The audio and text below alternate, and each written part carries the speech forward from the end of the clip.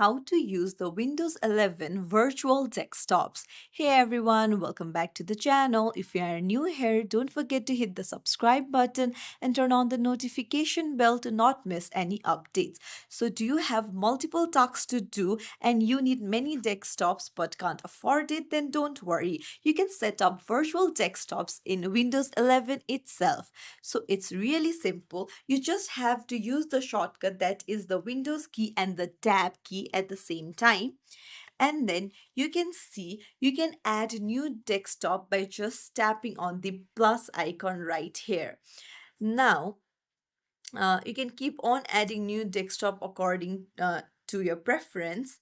And then now, if you want to change the view, you can even tap on Windows and the left key or Windows and the right key, and it will easily switch between the virtual desktops. It's as simple as that. If you found this tutorial helpful, don't forget to like and subscribe to our channel for more tips and tricks. Thank you for watching.